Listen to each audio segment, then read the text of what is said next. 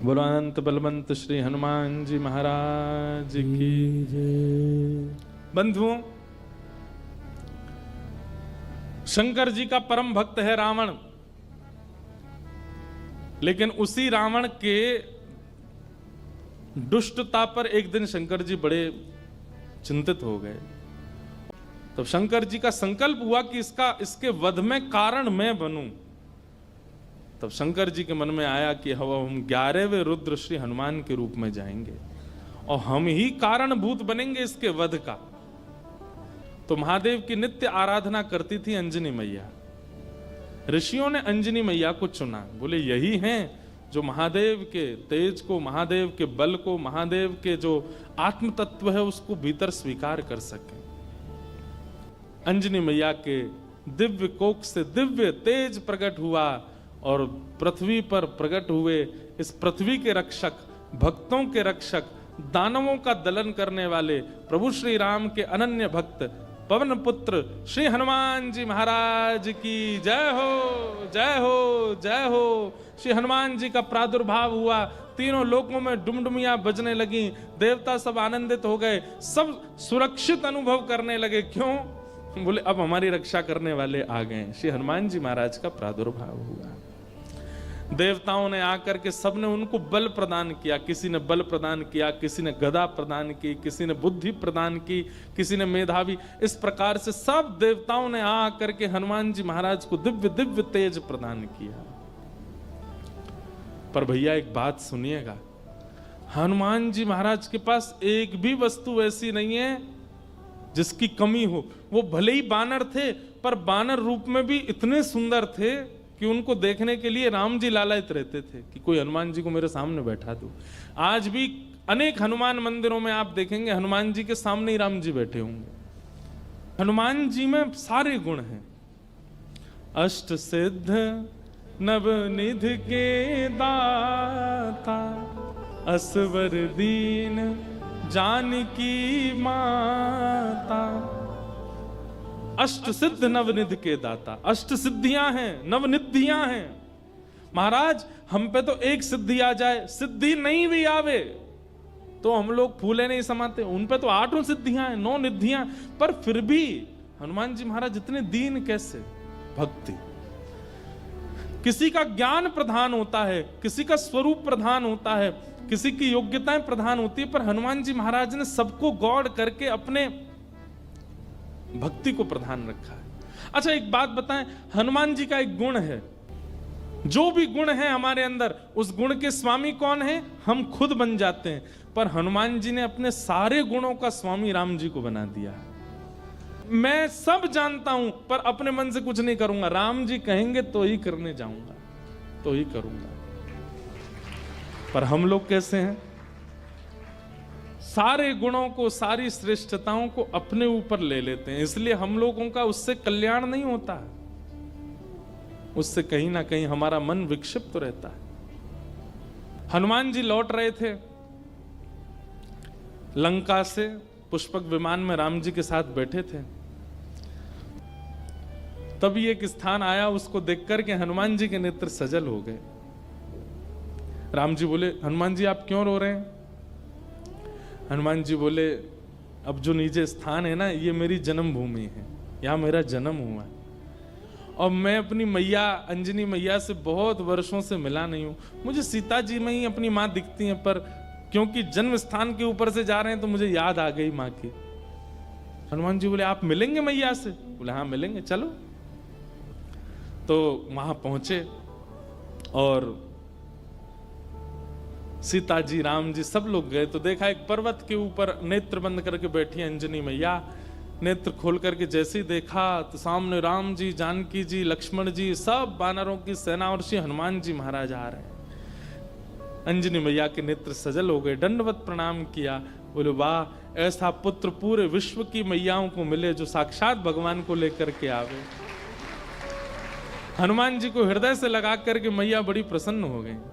हनुमान जी इतने बलवान हैं, लेकिन मैया को देख करके बालवत हो गए, छोटे से लाला बन गए। जैसे एक लाला अपनी माँ के वक्ष पर ऐसे सिर रगड़ता है और माँ के गोद में बैठ जाता है, माँ के ऊपर चढ़ जाता है। ऐसे हनुमान जी चढ़ गए अपनी मैया के ऊपर, और ये श्री अंजनी मैया एक बालवत जैसे लाला को प्रेम करती हैं, ऐसे हनुमान जी को हृदय से लगा के खूब पुचकार रही हैं। सामग्री सिद्ध की अंजनी मैया ने राम जी को अपने हाथ से भोजन पवाया। हनुमान जी आज इतने प्रसन्न हैं कि मेरी जन्मभूमि पर राम जी आए हैं। अंजनी मैया ने प्रसाद आदि के बाद पूछा, कैसा रहा आपकी लंका में जो युद्ध, उसकी चर्चा तो बहुत सुनी, पर आप लोग खुद अपने मुख से बताइए कि वहां कैसा क्या रहा। हनुमान जी महाराज बोले, मैं बताऊंगा, पूरे लंका कांड तो मैं ही सुनाऊंगा। मैया मैं उड़ करके गया और जाकर के मैंने वहां पर फिर लंका जला दी, सीता जी से मिल के आए, फिर हम वापस आए, राम जी से आकर के हमने निवेदन किया, पूरी बानर सेना लेके फिर हमने सेतु बनाया, सेतु बना करके वहां गए, वहां पर लक्ष्मण भैया को शक्ति लग गई, तो फिर मैं हिमालय पर जाके पर्वत लेके आया, अंजनी संजीवनी बूटी दी गई, आदि आदि पूरी कथा सुनाने लगे।